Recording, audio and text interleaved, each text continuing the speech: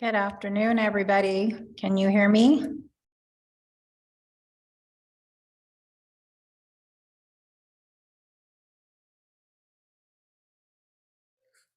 Good afternoon. I'm the interpreter. Yes, I can hear you.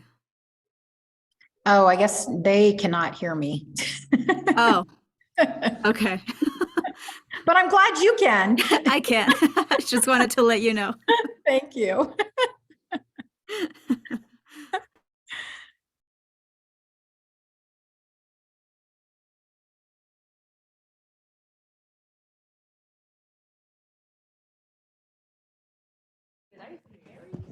Thank you, Chair. We do have a quorum. Okay. Yeah, I emailed that. The order of the Audit Committee, January 13th, 2023.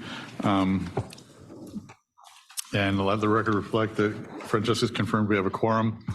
Before I get started, I would like to ask our interpreter, Grisel Villafana, to introduce herself and walk through how to access our interpretation services for today's meeting. Grisel? Thank you, sir. Can you hear me? Yes. Okay, perfect. Good afternoon, everyone. My name is Grisel. I will be your interpreter today, and I will repeat the following message in English. Este es un aviso por parte del intérprete. Para hacer uso del servicio de interpretación, por favor, vaya a la parte inferior de la pantalla de Zoom, haga clic en el icono de interpretación, aparece como un globo terráqueo, y seleccione español o Spanish. Si está utilizando la aplicación móvil de Zoom, presione los puntos suspensivos y luego Interpretation y después el idioma. En caso de que esté en la reunión en la sala de juntas y necesite interpretación, por favor, vaya a la recepción en el piso 7 para solicitar un receptor. Este se parece a un pequeño iPod que puede utilizar para escuchar la reunión en español. Simplemente sostenga el auricular junto a su oído y la interpretación comenzará automáticamente. To use the Zoom interpretation feature, please scroll to the bottom of the Zoom screen. Click on the interpretation icon that appears as a globe and select Spanish or English. If you are joining using the Zoom mobile app, please press the ellipsis and then interpretation. Then you can choose your language. If you're joining us today at Sandag and need interpretation into Spanish, please check out a headset from the receptionist on the 7th floor. The headset looks like a little iPod and comes with an earpiece, which you can use to hear the meeting in Spanish. Simply hold the earpiece to your ear and the interpretation will come through automatically.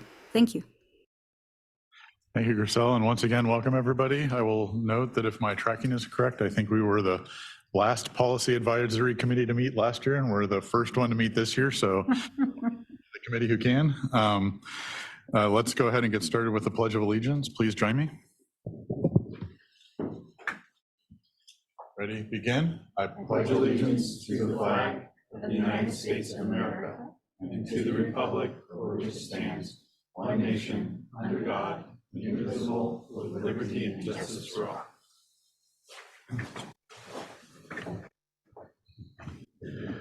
Thank you. And now we will go on to our regular agenda. Before we first get started, I also wanted to congratulate Board Member Monson and Wong Nickerson for being featured on the newly designed Sandag website for our committee. I was like, wow, I was impressed. Good job, guys, of having a very productive looking conversation as our representative photo. With that, we will go ahead and move on to the first agenda item, number 1, approval of the meeting minutes. Francesca, do we have any public comment? Thank you, Chair. We do not have any public comments. Okay, do we have any board member comments? Stuart. Yeah, just sorry, a little nitpick. I think in the meeting minutes, Councilmember Musgrove is identified as a public member and should be corrected. My apologies for that. I'll make sure that gets corrected and reposted. Thank you. Just so you know, I took no umbrage from it. I appreciate that. It was very unintentional. Well, it's still true. You are a member of the public as well. So, okay, with that, I'd entertain a motion to approve the meeting minutes with that one correction. Motion to approve. Motion by Mayor Vasquez, second by Board Member Monson. Are we voting with our pucks? Yes, you can use the voting pads for those. Okay, if we're voting with the voting pads, you press 1 for yes, 2 for no, 3 for abstain. Please vote. You don't have them. Oh, you don't have them? Well, that's going to make it more problematic. So. Well, make sure we get the right ones to the right people. Do you know what number goes to Monson? I've got one that says Monson. Sorry. Oh, the name's on it. Never mind. Yeah. I think we're straightened out now. Okay, so please press 1 for yes, 2 for no, 3 for abstain.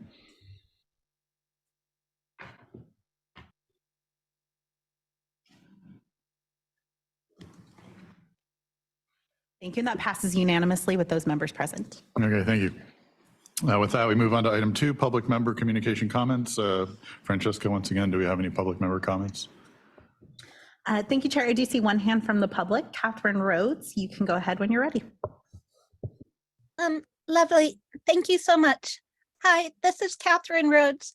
And what I would like, what I'm requesting that you guys do is actually present Brown Act compliance to the full Sand Ag board. And the reason for that is in the city of San Diego, we're having a really big problem at our regular city council meetings. This last time that I talked at city council, this was probably about the third time in a few different months that during my my time to speak, our city council president, Sean Lilo Rivera, would interrupt me. For example, I was talking about how the Regional Task Force on the Homeless have stopped complying with the Brown Act by taking the Brown Act out of their charter. And then he would, basically ask me questions and interrupt me all the time. So he's not only doing this to me, he's doing it to a lot of people. He doesn't do it to me when I'm saying something positive, but if I say anything a little bit negative, all of a sudden I get stopped. And so it's a lot of people. And then they put the sign out on our city council right there on the dais. And what it said, they did this in November 2022. It said, per city council policy 700-37, the government access channel shall not be used for the promotion of political candidacy or the promotion of any ballot measure. Please curtail your comments to abide by council policy while addressing the council during these proceedings that are being televised on city TV. And the city TV council policy actually has this big, huge, giant exemption for city council meetings where you can talk about politics and measures and stuff like that. So at city council meetings, we're literally told that we're not allowed to talk about politics, which is, the exact opposite. And so I think that people, especially within the city of San Diego, very much need direction from somebody else, because the city attorney didn't stand up and, stand up for the public or anything like that. And just different other people have stood up for this. And so, one thing I did want to mention is, before, let's say the first time we had Sand Ag had their airport connectivity meeting, I was actually asked to leave the meeting, in violation of the Brown Act. And nobody at Sand Ag stood up for me at that time, except the next time there was a meeting. Actually, your CEO, Hassan, actually came up to me and invited me in and made me feel welcome. So in Sand Ag, you really changed the culture, or the culture has really been changed into not following the Brown Act to now following it. Another example is what Sand Ag used to say is if people don't turn in paperwork in to be handed out like within 48 hours beforehand, it couldn't be handed out. I remember this older lady came and she wasn't able to give her handouts out because you guys were violating the Brown Act at that time. Thank you so much. Thank you for the comments, Catherine. Do we have any other speakers? That concludes the speakers. Do we have any board member non-agenda item comments that people would like to make? Okay. I'll just make the comment as an update, I guess, briefly that at our last meeting, we did make some proposals to board policy around the way the appointments are made for this committee and some of its operations. The next step has been intended to take it to the executive committee meeting, but so far the executive committee in January has been canceled and the executive committee last December was canceled as well. So it has not been heard by board leadership yet. But I just wanted to let people know that, we did still take that action, and I still do intend to help shepherd it through and try to get it before the board. Just want to make that comment. Okay, with that, we will go ahead and move on to the agency report. And oh, sure. What's up? So when will be the next executive The next executive committee meeting is in February. I will, we just got our new board leadership today, and I'll certainly start talking to them about it. I don't know that it can end up on that meeting. We'll see. Since they haven't had one in 3 months, I'm assuming the agenda will be pretty full, but we will, I'll push to get it brought forward as soon as we can to the executive committee. Thanks. So with that, we'll move on to item number 3, which is the agency report, and we're lucky to have Ray here to give us the update. Well, thank you very much. Good afternoon, Happy New Year, and welcome to the first audit committee meeting of 2023. I am Ray Major, your Chief Deputy CEO and Chief Economist. I'd like to start first by sharing our annual report with you. We have put together this report and we gave you hard copies. There's also, it can be found on our website if you're interested in a digital copy. And it highlights the past accomplishments that we've done in the last year. And SANDAG has done such a tremendous amount of work that sometimes we forget how much is really going on. We have more than 70 projects right now that we are working on in every corner of the county. And we've delivered over 700 projects through our Transnet program. And as a public agency in service of the people, SANDAG is committed to continuing to find ways to engage. I'd like to share with you a quick video. It's a 3-minute video that highlights the tremendous accomplishments that we did last year.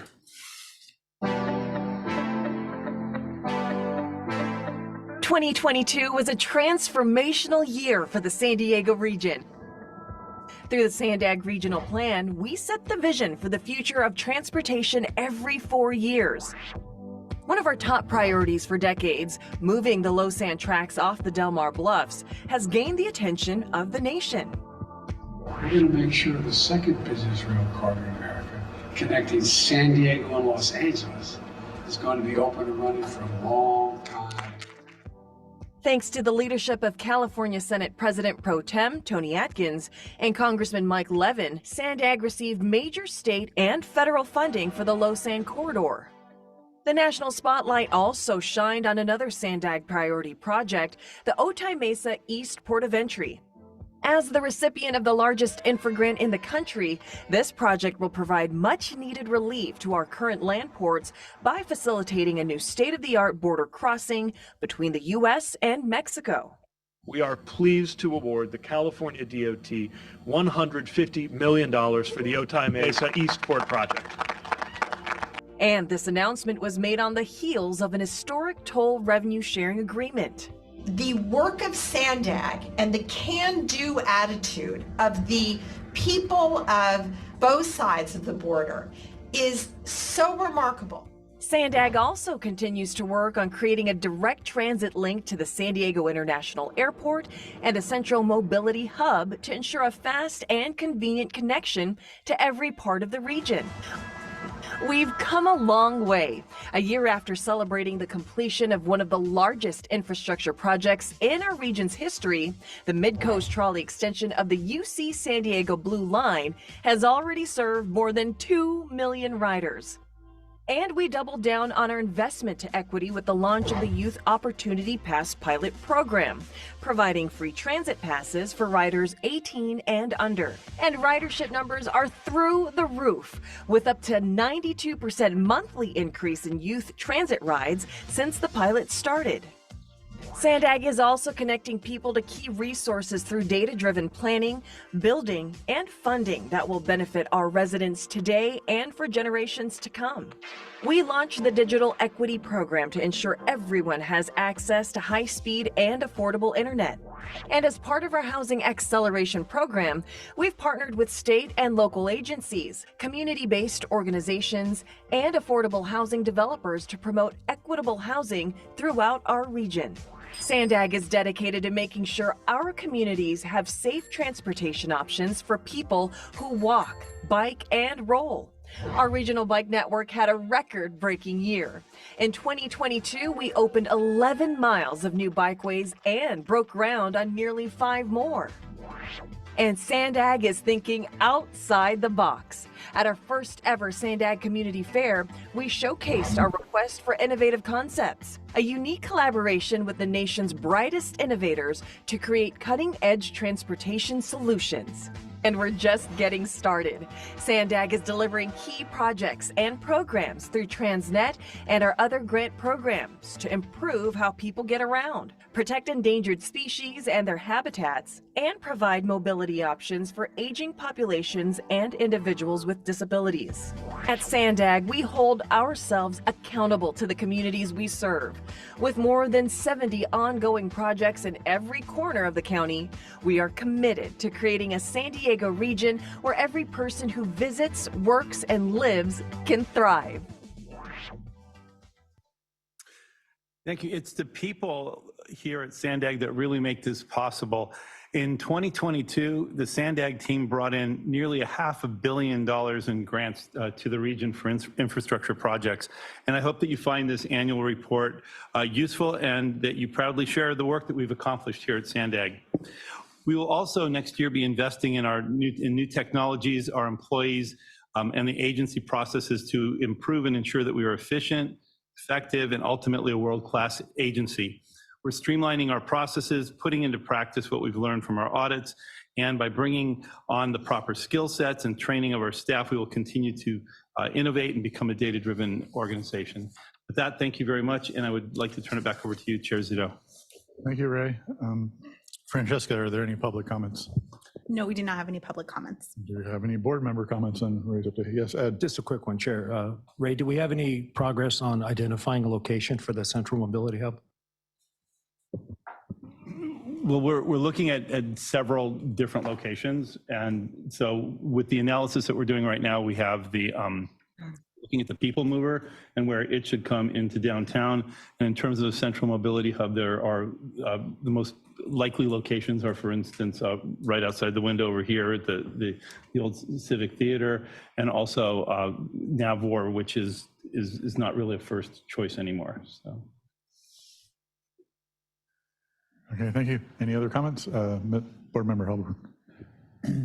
Thanks. Just I can't recall when it is that you're likely to give the next financial update or economic update. I'm curious if you could just very generally comment on the degree to which inflation that we hear so much about has been impacting Sandag's projects, and whether we're sort of in line with the kind of inflation that one reads about in the news, or for regional or other reasons we're in better or worse shape, and to what extent that there's any impact on moving projects forward. Thanks.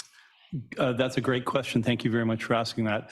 I was supposed to do an economic update today at the board meeting, but it didn't quite go that way. So it's been bumped now several times, maybe next time. But you know, I think that the thing that is really hurting the San Diego economy more than anything, and the residents of the region, is inflation, and followed with that the rise in interest rates, which is making it even more expensive for people to live here. I have a lot of information that I shared with the board on that, but your question, or I was going to, but the question you have is specific to, I would imagine, Transnet and the projects and the revenue. We're doing extremely well in terms of the revenue that we're collecting from Transnet. It's up 20% year over year. We're over $400 million a year in collection, but a lot of that is inflation driven. So things are more expensive, so people are having to pay more in sales tax. So those dollars are also, because of inflation, less valuable. So when you look at the construction part of the equation, it costs much more now to construct projects than it did before. We haven't updated our construction costs yet. We're working on that with the 2025 plan. I would expect them to at least equal what the inflation rates are.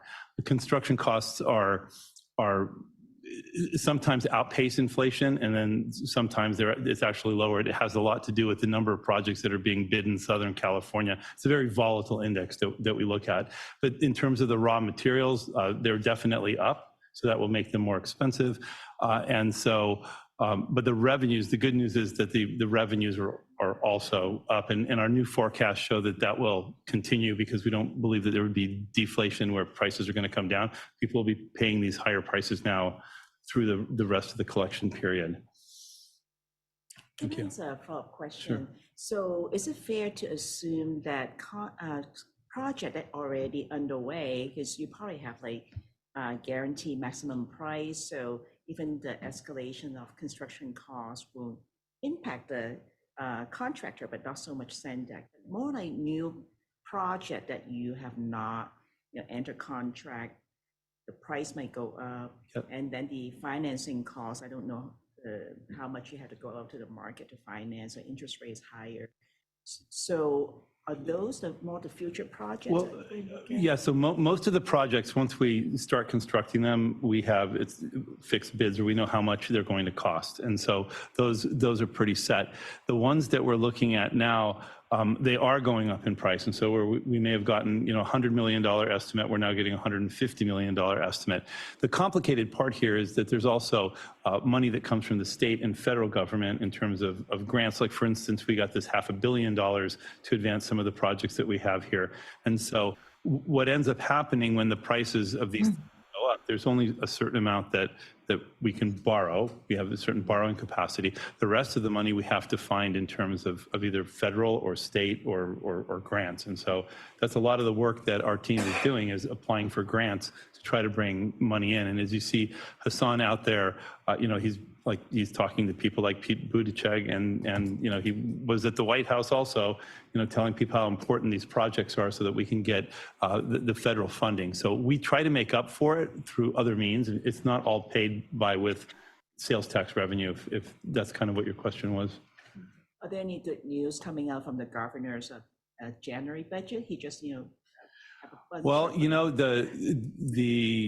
if I remember the numbers correctly, we had a $98 billion surplus in the last fiscal year, and on Tuesday they announced that we would be at about a $23 billion deficit in 2023. So I would imagine that there would be some tightening of spending. I don't know which projects are going to be cut. I would imagine some transportation allotments would be cut, because some of the social programs would definitely not be cut. So I don't know what that looks like in finality. So no. Well, not yet. We're just, yeah. Thanks, Ray. Thank you. With that, we'll go on to item number 4, which is an update from the Independent Performance Auditor's Office. And Mary. Hello, everybody. Happy New Year. Nice to see everybody, and also to be the first to meet as far as the PACs go. I have a few items to announce. The first is just updating you on the audit. We are still scheduled to issue it to the audit committee in April. We're moving along. I will say that it's been difficult. It has been a hard audit, probably one of our hardest, and it's more difficult due to a disorganization, really, of information than anything else at this point. We're finding that one contractor could take up to 4 weeks to even look at, because half of the information we're looking or seeking to find to verify that FAA rules and everything else has been followed is not there, or it's not where it should be. So I would say if I was issuing an opinion on this report, I would have to disclaim, because it's really at a point of almost unauditable because of the information and the organization of that information. So it's been very difficult. I will say, we had initially, Agnes, I think you asked this question, would we be looking at all 10 contractors identified in that table? And the answer initially was yes, absolutely. And the answer today is no, it's impossible. And the reason for it is, again, the organization of the files. So we are looking at the larger ones, trying to get a in-depth enough sample to say that we are comfortable with this being a general pattern of our findings. So we're looking at enough to be able to say, here's the general issues. But unfortunately, it's just almost impossible for us to comfortably audit and fully audit all the contracts that we had intended to, in addition to some random selections, simply because we just don't have the resources or time. So hopefully moving forward, after we issue this report in April, our intention is to move on to a continuous auditing Continuous auditing will be more useful in looking at each contractor because we will be taking one contractor at a time and moving through that contract for that contractor. And we'll be looking at the current conditions rather than 5 years, forward. So I think it will be far more beneficial. I think this audit will still be very beneficial in that it will identify the areas of weaknesses and controls and areas that where employees require training and more organization within their files.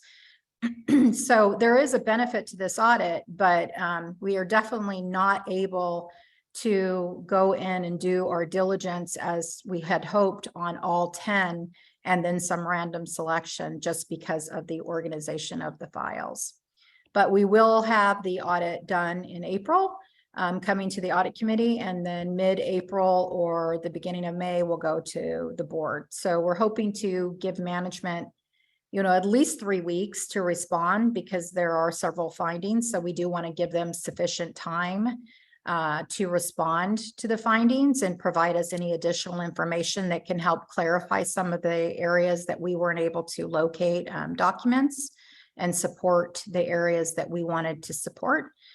So they will have, more time. So we're going to try to get it to them by the beginning of March. So they'll have that full time to look at the audit and respond. The next news that I want to share is that I'm going to be retiring. This is heartfelt for me because it's time. I've been with government for almost 27 years. And if I had to go out, I definitely am pleased to go out having experienced working at Sandag and making the changes that I made at Sandag. It was an awesome experience. I was able to watch many changes occur. I have to say I have probably the best team I've ever had in my 27 years. They're awesome, which is why I know that my work and continued efforts is going to be as strong as it is if I was sitting in the chair. Because, they are all mini me's. And so, so I'm pleased. I have an awesome group of people, and that's, probably the saddest is me leaving them, but they know that I'm just a phone call away. So I will haunt where I need to haunt to make sure everything remains going and moving and improving, and that the work that's been done over the last 4 years is not been done in vain, because there has been a great deal of change and a great deal of success. And I certainly hope that we can move forward. Now, my last day would be June 30th, and that's 5 months from now. So I'm hoping that we can find a wonderful replacement. I definitely have put in the policies and procedures and succession planning. It's all there for some really good CPA to sit in my chair and be able to just take off. I'm really proud of that. They will certainly have no problem coming in and continuing. And like I said, I have a great team and great leaders within that team that will make sure that continues to happen. I am talked to Hassan, and I am willing to stay longer if need be to help the new IPA acclimate. But I'm hoping that we can find someone really great. I do have a couple of people in mind that I've been doing my own searching that does intend to apply for the position, and I think would make a great additive as the IPA. So I hope to get the ball rolling and that we can find a replacement quickly so this can continue to be the success that it really has been and drive the improvements that Sandag still needs. So with that, that's the end of my update, and I'm happy to answer any questions. Thanks, Mary. And I think we're about to have a public speaker. I will start before we go to the public speaker by just saying, well, clearly we have the next item on this, but, very much thank you for your service and your time here. And it's been very much appreciated, the work that you've put in and your incredible amount of diligence with the organization. And we were all somewhat shocked and unpleasantly so to get the news, but we will have to work through it. I do want to first take public comments and speakers on this. Do we have any public comments or speakers, Francesca? Thank you. We have 2 public speakers on this item. First will be Tim Bylish, followed by Catherine Rhodes. Tim, you can go ahead when you're ready. Good afternoon, committee. Thank you for taking my comment. I wasn't going to talk, so this is not prepared, so indulge me. First, I wanted to thank Mary Kay. I won't try to pronounce your last name. I apologize, but it's much for me. And thank you for what you've done. I've seen you in read your reports, seen many of the things, and am indebted for your efforts. But I came across your report today and have followed in the news and at the meetings, and from what I understand about the transportation needs in the area and how Sandag does that, and the importance of auditing because of perceptions with especially the high amount of money that's involved. And so the questions I would have would ask to be answered at some point is, first, has the independent audit committee audit agency gone back to the board to request additional funds? And in that same vein, whether that, and I kind of get from your presentation that maybe that's not really a wise thing to do in terms of the overall functioning of the agency. The second part of this is the perception that somehow Sandag has not been operating either effectively, efficiently, or ethically. And from what I gather, some of this in terms of the contract behavior, the need for audits, this is not my field, but at some point I would hope there's a little clearing of the air over what I consider a cloud over Sandag. And I've said this before, and I've seen many agencies, and you're talking about the people working in your department. And so I would just hope that Sandag finds some way to come to some resolution so that these things don't keep, as happened at this morning's meeting, very overt statements about individuals based on things that I can't grasp. And so I hope the comments are accepted in that context. And I thank the audit committee for their efforts and look forward to the next 5 months. Thank you. Thank you, Dr. Bailash.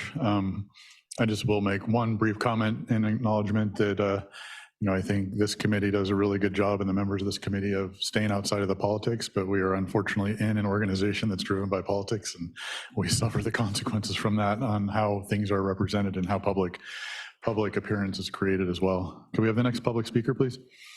Thank you, Chair. Next will be Catherine Rhodes. You can go ahead when you're ready.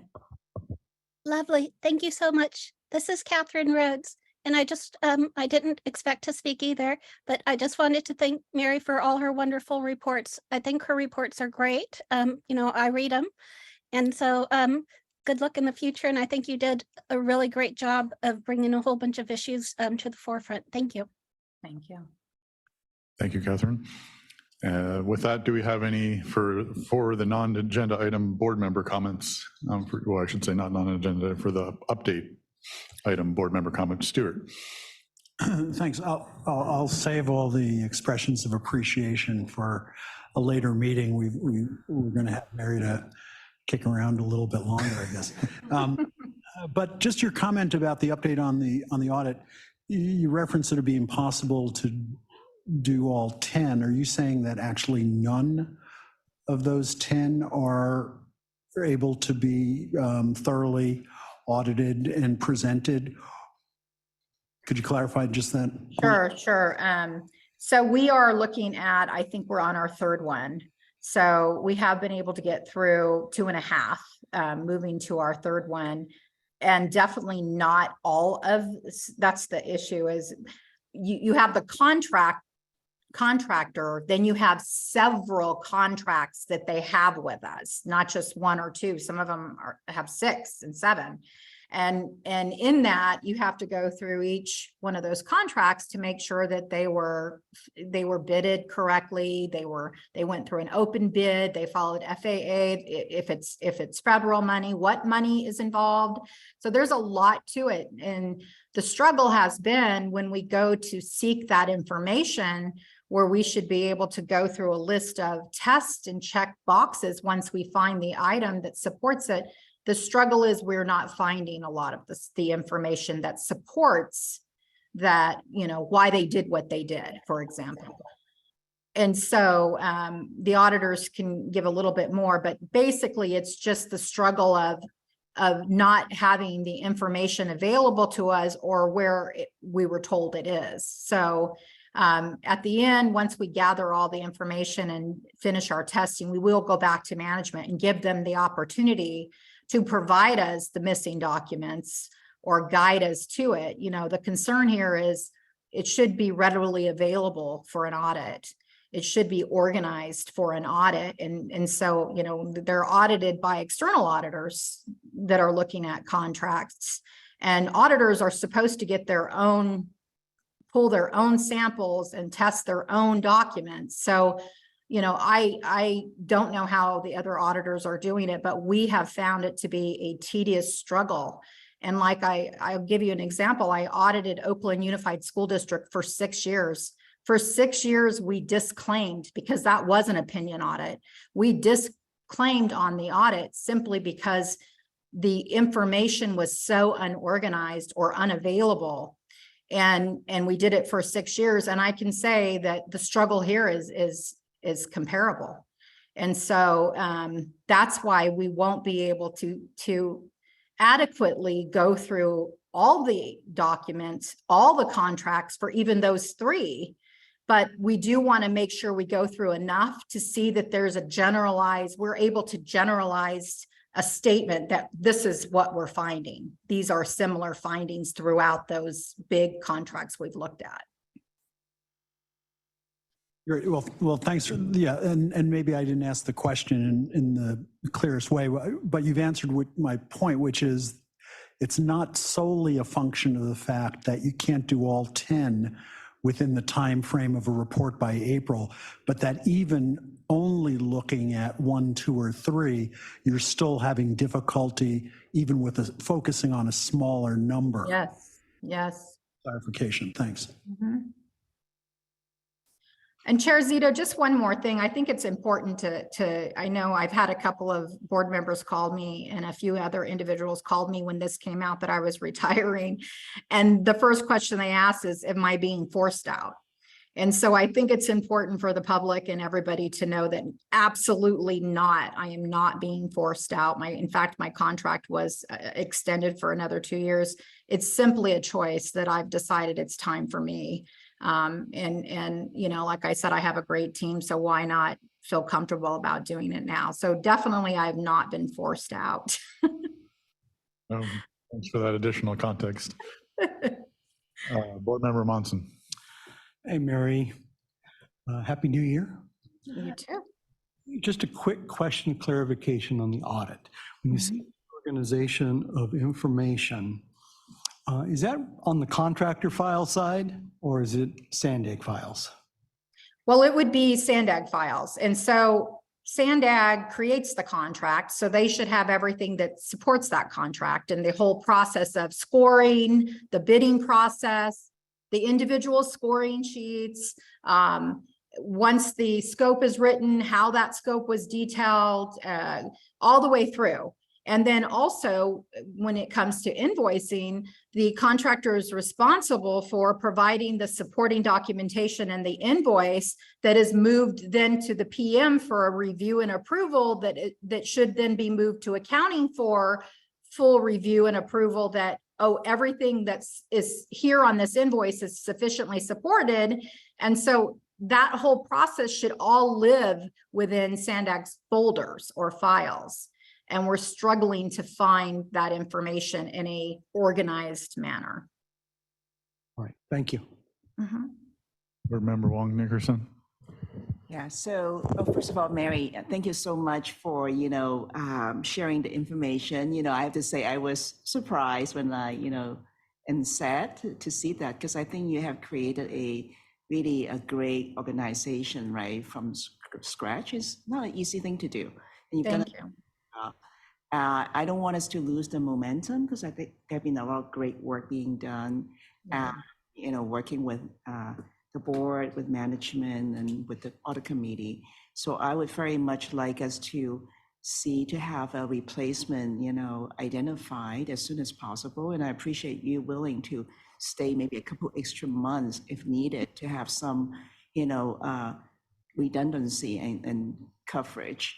I do want to make a comment and also ask a question about the audit. I think it's a good approach, even though you may not be able to audit all the vendors, even a small number, but still stick to the April deadline and come to the audit committee and help it understand the challenges, right? Because right now it sounds like maybe there's not enough information for you to even make the determination. Do we have issues from a financial perspective? Right. Or documentation? What's really the issues? So I think it'll be good to come back in April and stick at that line and share what you've got at that time. I understand it's not easy if you don't have a lot of information, but Right. that would be a good point to, just pause and review what we've got. Yeah, absolutely. And that's our intention, Agnes, is to review enough to identify generalized issues and then bring those generalized issues to a finding and not necessarily point specific fingers at specific contractors, but to generally state, here's the control weaknesses around processes that could have resulted from this. And, from there, determine the next steps. Okay, great. Thank you. Yeah, thank you. Seeing no further comments. Thanks for the update again, Mary. And we will now go ahead and move on to item number 5, which is our regular reports, which is starting with the independent report performance auditor retirement and recruitment process. And Mary, you did discuss that we have a process outlined, and so I think I believe you'll give us an update and tell us how we're going to go about moving on this as quickly as we can. Thanks. Sure. So typically what occurs and what I believe occurred when I was hired was a subcommittee was formed. And from there, a recruitment process was started. Now, like I said, I have a couple of individuals who I feel are very good and strong candidates. They're in the San Diego area. They are both at special districts. They're familiar with SANDAG, which is a big benefit.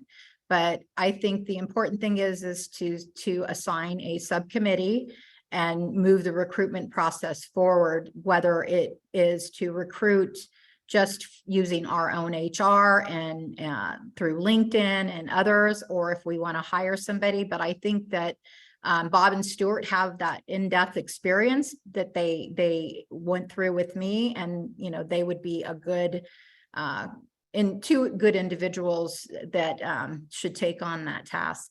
So if Bob or Stuart would like to share the knowledge that they have. And I just think Agnes, with all of her skill set from management's perspective, might also be a good candidate for this subcommittee. Okay. Bob and Stuart are excellent candidates for this. Okay, well, before we get into discussion, was there anything else from a report perspective you wanted to say? No. Okay, yeah, I do want to take a public comment first before we get into any discussion. Do we have any public comment on this item, Francesca?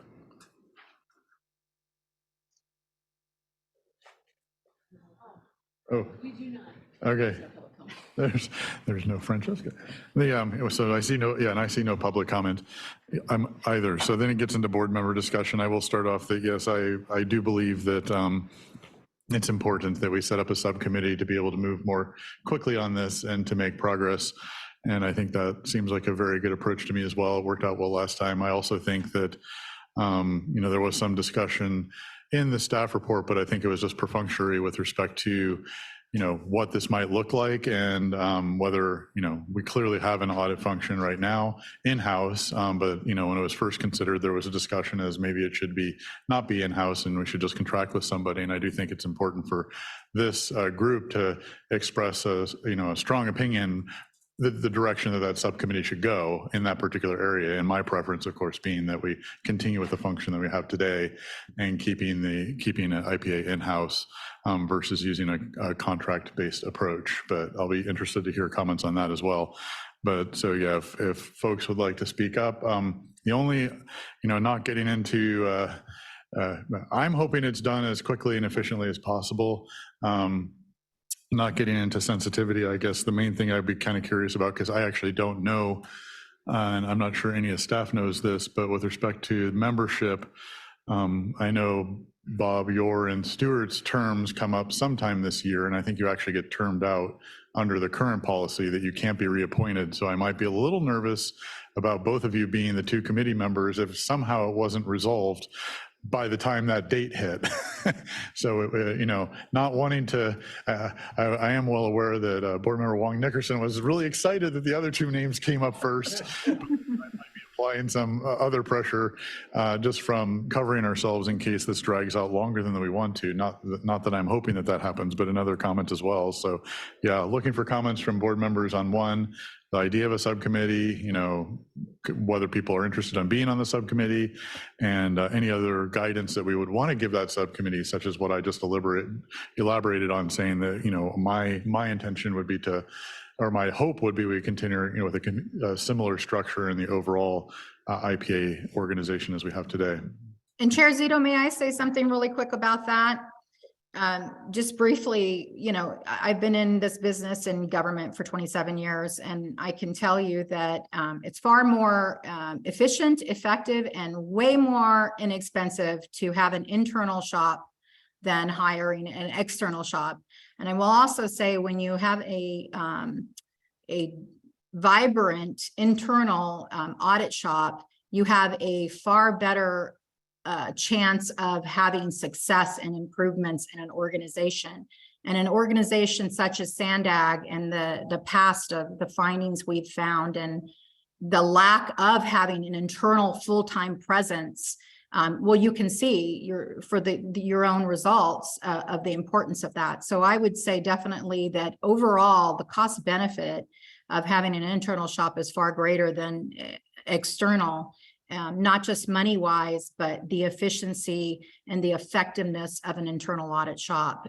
Having that internally is very important. Thank you. Now we'll move on to board member comments. Mayor Vasquez, I saw you put your hand up.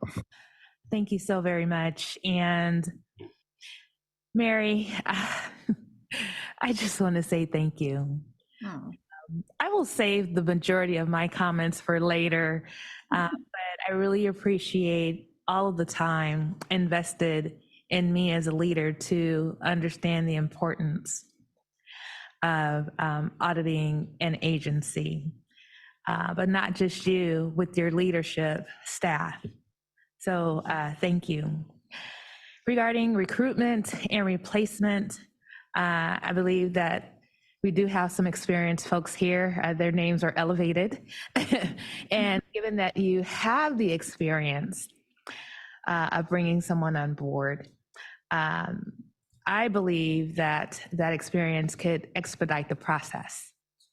And so I am in support of Bob and Stuart leading the charge to ensure that we have someone who will continue with the audit committee in a fair and reasonable time. And so you would have my support in that effort. Thank you. Any other comments? Board Member Wong Nickerson. I want to echo what Mayor Vasquez has said. I do actually believe Bob and Stuart, they very, on top of things. I'm sure they will get this done way before June 30th.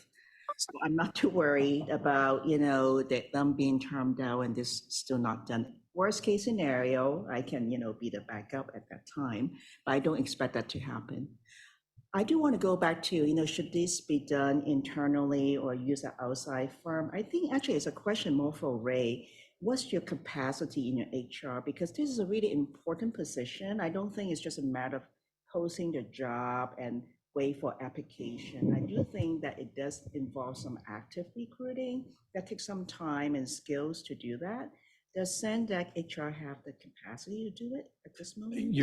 So you're referring specifically to hiring a new auditor, the HR. Recruiting the IP. Yeah, the last time that we did it, we went with an outside firm, and I think that would probably be the most appropriate thing to do. We have contracts with lots of different outside firms, and that's how we found Mary. And probably the best way to do is for us to have that process started.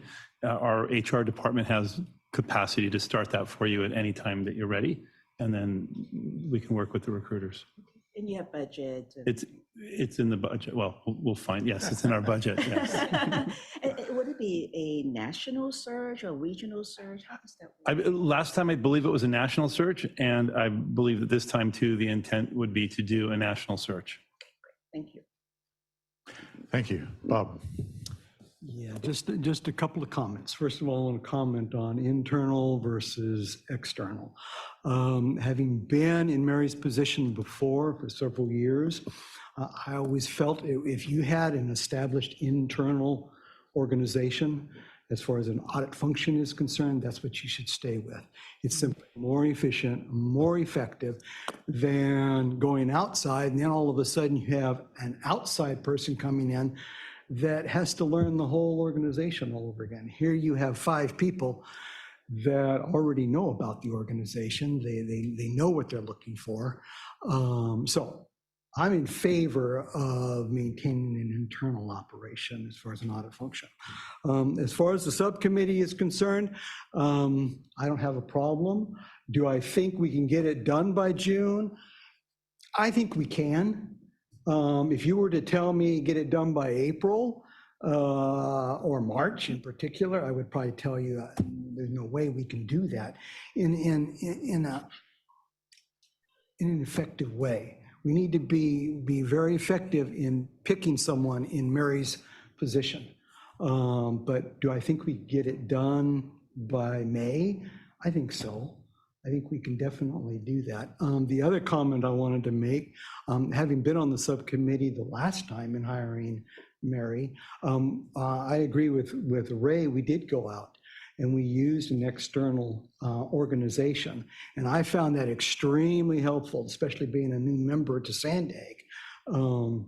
Very helpful. They were able to bring candidates whom they already had kind of interviewed, if you will.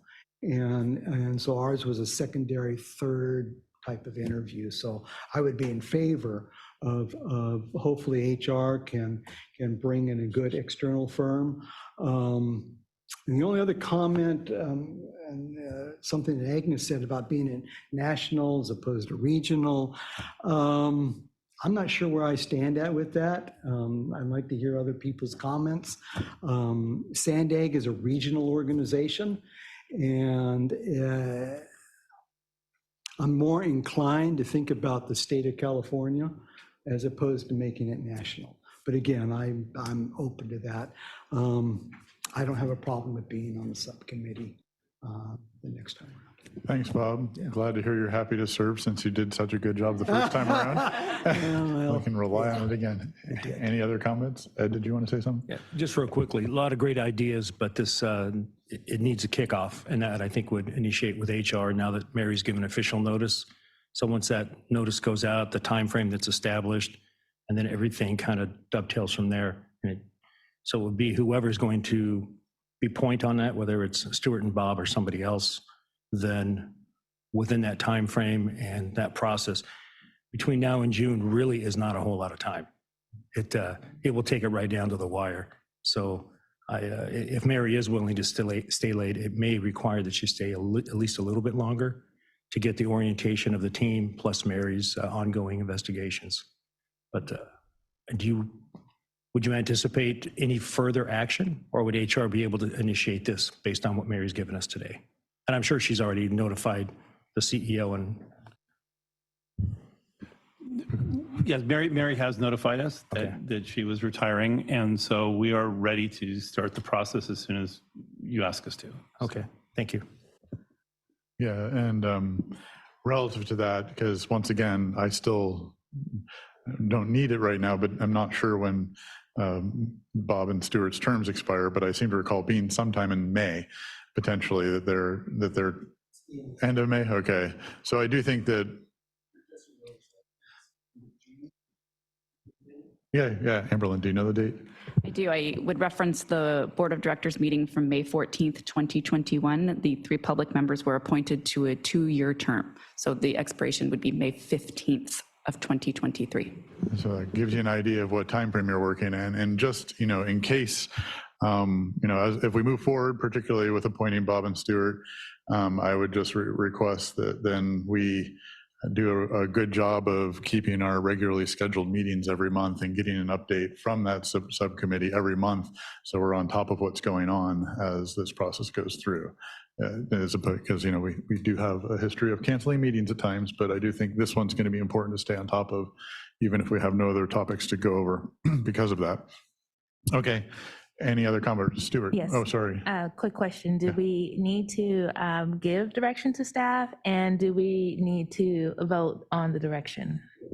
Yeah, we will need to vote on making the subcommittee and give some direction as well. So we'll need a motion for that, but Stuart had something to say I'd like to get to first. Yeah, so just 2 sort of subtopics here. One, the question of whether the function should be an internal one versus an external one. And then secondly, the subcommittee, et cetera. So just on the first point, in reading the document, and you alluded to this, Chair, there is reference to Board Policy 39, Section 3.1.4. It says, based on the board's direction regarding whether to hire an individual or firm. So this is board discretion, right? And I think you alluded to this, as a policy advisory committee, I think it would be important for us to give the board a recommendation from this group, a formal recommendation from this group as to which of those 2 options, in our judgment, is the best way to fulfill the function for which this office was intended. So I don't know if this is the appropriate time or not, but I would make a motion that we formally recommend to the board that we in fact pursue the replacement for Mary scenario as opposed to, in the board's discretion, them deciding to go with an outside firm to fulfill this function. Okay, thanks. Let me ask a question of staff then first, Amberlyn. Is this something that's going to go before the board, this recruitment process? Will this have to be a board agenda sized topic or not? I mean, given the language that Stuart just referenced, I assume we could be operating off of the board's direction that's already was provided when we hired Mary, which is we want an internal, and just assume that's the case, or are they going to be asked to take an action before we go forward? Well, any action that this committee would take would ultimately need to be ratified by the board. And Board Policy 39 does contemplate that any recommendation regarding the hiring of the independent performance auditor would be subject to the board approval. So in any of those scenarios, the board would have a say prior to the audit committee moving forward with any action. Okay, so the implication there then, if what you said is true, is if we take an action today, it's not going to be before the board for another 2 weeks. So this process can't even get started till February. Is that the hiring or the recruitment though?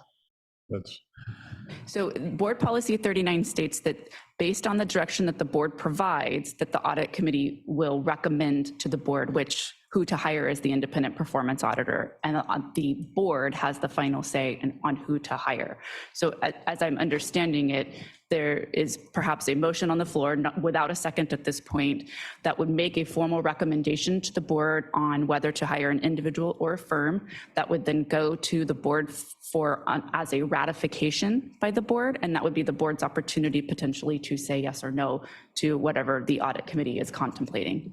Yeah, thanks. I'll ask you a question in a second. I mean, my inclination would be to actually combine the motion into one motion, which is nominate Stuart and Bob, and also make this as a recommendation as well. I'll ask you about that in a second. But again, so if we make such a motion and approve it today, is that subcommittee going to be able to work in the next 2 weeks before the next board meeting and make progress? The subcommittee could get to work doing the work, the subcommittee work, which would then report back to the audit committee. So that there would be no barrier to the subcommittee starting the work. But again, the concept of whether it is an individual or a board member, if that's the recommendation that's coming out of this committee, it would be subject to the ratification of the board. I have a quick question. Yeah, Ed. So the policy says the who, but it doesn't say the how. So the recruitment process could begin, and there will be a time lag notice given out and a time frame to apply. And in that interim, the board would simply take the direction of the PAC here to move forward on that. And then based on what HR, however they decide they want to send the notice out, then those names come forward. The subcommittee makes the recommendation, and then that becomes the who, but that's still a couple of months down the road. It doesn't, can't start the how. That's correct, yes. Okay. Yeah. So with that, I would be curious, Stuart, if you would be amenable to modifying your motion as it was, but then also include nominating yourself and Bob as a subcommittee. Well, let's put aside the membership for a second. So no, I hear what you're saying. So then I would modify the motion to say that we would recommend that a replacement, an individual replacement for Mary be the way that the organization moves forward to fulfill this function, and that a subcommittee of the audit committee is created to initiate that search. That sounds good. Do we have a second? Bob seconds. Can we call the vote? And that doesn't speak to the membership of the committee. I understand but we'll need another can motion come to back appoint you to, yes. So are we ready for the vote? Sorry. Is there a voting screen up? Oh, okay, thank you. Yes, please vote. Remember, 1 is yes, 2 is no, 3 is abstain. And that motion passes unanimously. So with that, I would also make a motion that we appoint Stuart and Bob to that subcommittee that we just made a recommendation for, presuming the board ratifies the creation. Second. So just maybe one or two comments on that. Yes. First, I was actually on the audit committee at the time Mary was hired. I was actually not on that subcommittee. Remember, right. That was Paul. But I'd be happy to participate on this one. So just two other thoughts to throw out there, although maybe it's not relevant for the motion to move forward. One is that I think the critical work of the subcommittee would first and foremost be to solidify the process by which this would take place. And even though we might not get to the finish line by May 15th, I would have a high degree of confidence that we would be able to solidify a process subject to full committee approval, as well as get far enough down the road so that the fact that we're terming off by May 15th really should not create a problem. So I would just throw that out there. The other thing I would say is, yeah, well, I'll still be applying pressure to get you guys to be done by May 15th. Well, but regardless, I agree with your comments. Whether use an external firm or not, I understand the rationale, the benefits. I did serve on an analogous committee to do the search for the current City of San Diego independent auditor. We did not use a search firm. We did have the benefit of a staff member who did a lot of heavy lifting, I'll have to say, and that was a national search and got very, very high quality caliber of people applying. So perhaps that might be one of the first items that the subcommittee in conjunction with staff talks about as part of the process, if that makes sense to you guys. Yeah, I would expect the subcommittee will come up with their best recommendation on whether to use an external firm or not and what that would look like and move forward based upon that. I think that you guys can have that amount of freedom to, you know what the objective is, to get to whatever it takes to get to the end with a qualified, hopefully multiple qualified candidates to look at. And Chair Zito, just to put something else out there, February, we have nothing on the agenda other than this topic. So I'll be going for a month vacation to Italy. So I will not be here for February, but Lloyd will, and the meeting will continue. And the only agenda item at this point will be this recruitment discussion. Great, and by then we should have an answer from the board too. Okay, we have a motion on the floor and a second. Please vote.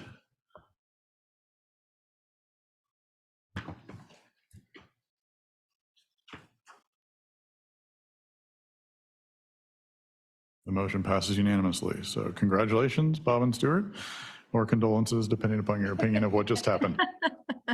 Yeah. With that, we will now move on to report 6, which is the Office of the Independent Performance Auditor, the second quarter fraud, waste, and abuse report. And I believe you're taking this one, Mary. Yes, thank you. So as of December 31st, 2022, OPA has received no additional fraud, waste, or abuse complaints, which is really good news. During the second quarter, OPA was able to close 5 pending investigations, with 1 matter found to be partially substantiated, 1 matter found to be undeterminable, 1 matter unresolved, and 2 to be unsubstantiated. Currently, there are 8 external and 2 internal cases that still remain open and pending. If you look at table 1, 2, and 3, it explains to you the details of those and which cases were substantiated. Do you have any questions? Would you like me to go over each one of those, or do you have specific questions regarding any of them? Board members, are there any questions? Otherwise, I mean, I can go to see if we have any public comment first too, if we'd rather hear that. Or Stuart, looks like he has a question. One thing, just as a general matter, I hate to put you on the spot, but refresh our memories. At this point, you are the fraud examiner still, is that correct? At this point, I am the only licensed or certified fraud examiner. However, I have had 2 individuals helping me. Doug has been really great helping me on one of the investigations, and I'm starting to train him on fraud investigations. So I'm getting ready to close 2 more cases, which is really good news. And then also bringing Doug on board to update him on the cases that are still pending and open, and also working with him to do the review and start the investigation. Okay, because I was going to say that given if you were the only, there's only one you, and I understand you probably have to triage like almost everything. The lack of resources itself does not prevent you from at least doing some initial assessment as to the materiality of these things, right? Is that a fair comment? You know, that is fair. And I've already done initial assessments on all of them. So that's the good thing. So now it's just really vouching, trying to substantiate it or unsubstantiate it, and determining the detail behind it. So it's just supporting it to determine if it is or isn't at this point. Thank you. Mm-hmm. Thank you. So I guess at this point, we'll move to public comment. I see somebody with their hand raised. Jessica. Thank you, Chair. Catherine Rhodes would like to speak on this item. You can go ahead when you're ready. Wonderful. Thank you so much. This is Catherine Rhodes. And, you know, I want to mention table 2, number 9, the public safety issue. You know, that is my one issue regarding all my issues regarding, you know, seismic safety in the city of San Diego. You know, it all started with the Navy Broadway complex, where still, you know, the Navy's West Coast headquarters is built on a presumed active fault. I personally haven't seen any evidence to say that there is an active faulting, but, you know, who knows? The other thing I want to mention is your Sandag bus maintenance facility. That's still, you know, what happened is, you know, there was going to be some affordable housing at that site. And after they did their due diligence, they stopped buying the property for affordable housing. Then Sandags bought the property without doing their due diligence. They didn't do fault investigation reports, just even a basic fault investigation, or they did kind of a basic one, but it came to the opposite conclusion, which is you have to assume that there's active faulting. There's a presumption of active faulting, and you have to show evidence, that scientific evidence, that there is no active faulting. That never happened for that project. So anyway, for your airport connectivity project, they should have confirmed or denied a lot of active faulting, you know, along the C Street corridor, along, you know, North Harbor Drive, along Pacific Highway. And so, you know, my requests are very simple. My requests are every time you have a fault investigation report, it gets a third-party review and it gets turned into the state geologists to update our Alquist Priolo maps. And also that Sandag asks asked for free seismic guidance from Caltrans. They have the Seismic Advisory Council that came down to San Diego in 2006 for the Coronado Tunnel Technical Advisory Panel. And I recommend that you guys actually reconvene this panel. It gives you free information. And, you know, one of the reasons I wanted to come today was because I was reading, you know, those other things about our courthouse that we have in downtown. And, you know, I've done a lot of distress investigations, and the first thing you do is look for the smell of sewage, which you could smell on that street. You could smell it over where the Navy Broadway complex is being built right now. And then you have windows and doors that break and don't fit properly. And that's what you have at the courthouse. And remember, before they were going to put a courthouse from the prison to the courthouse, but they didn't do it because of the act of fault that goes through there. And so anyway, by now, for the airport connectivity project and the City Hall project, you should have these fault investigations. And so I'm hoping that the audit committee look into those as they're going along. Thank you so much. Thank you. And are there any other public member comments, Francesca? That concludes the public commenters. Great, thanks. Any other board members, questions or comments on this particular item? I guess the only other comment I would make is one of the, seems like one of the subcommittee tasks will then be to look for someone who has fraud certification as well when they are out there looking for a replacement. Just something to keep in mind, because we clearly have open fraud investigations at this point. So with that, thanks for the report. That's bringing us to the end of our regular agenda. The next audit committee meeting is scheduled for Friday, February 10th, 2023 at 12:30 p.m. Once again, wishing everybody a happy new year and hoping it's a great one, and see you all next time. Thanks. Take care. Bye-bye.